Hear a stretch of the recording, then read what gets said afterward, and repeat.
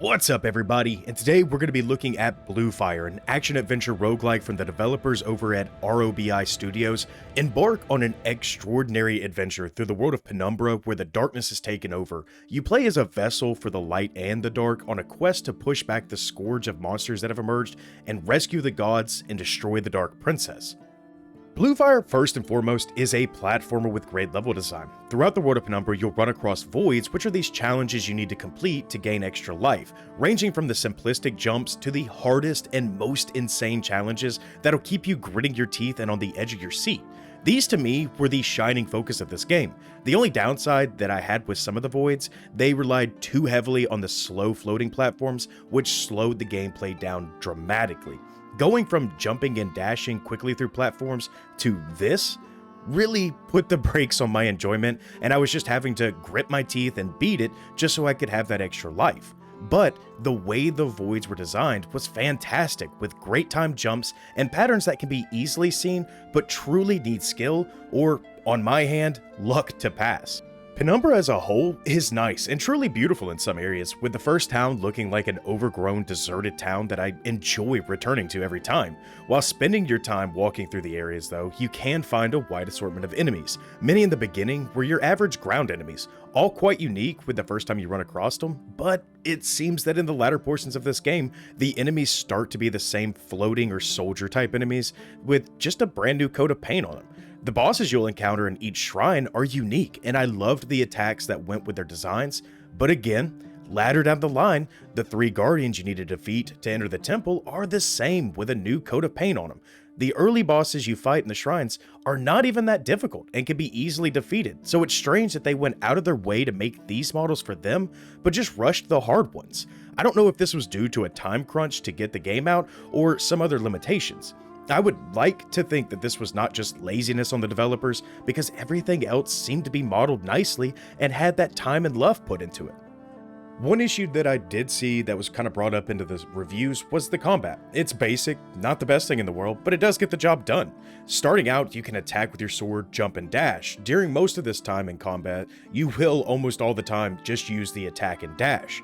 Oh, and I probably should say that I highly recommend using a controller for this game.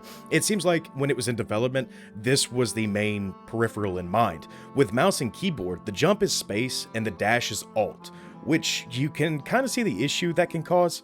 Right when I needed to do jump dashes, I quickly switched to the controller and never went back.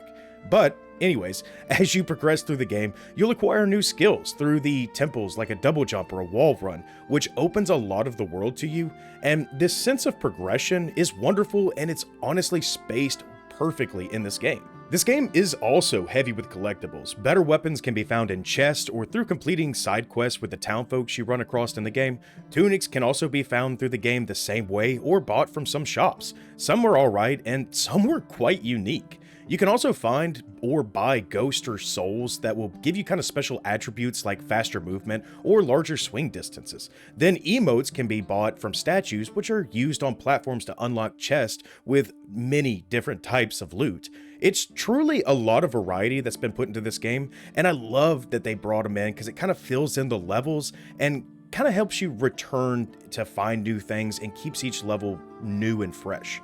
Then there are the collectibles that I was not a fan of, the ones that needed to be done to advance the game. Collecting soul fragments from 4 wells that once activated, you need to hunt fragments through the level, slowing the pace down dramatically from a game that really set a faster pace in the start of the game to about midway. It seems like it pumps the brakes and comes to a crawl to just make the game longer.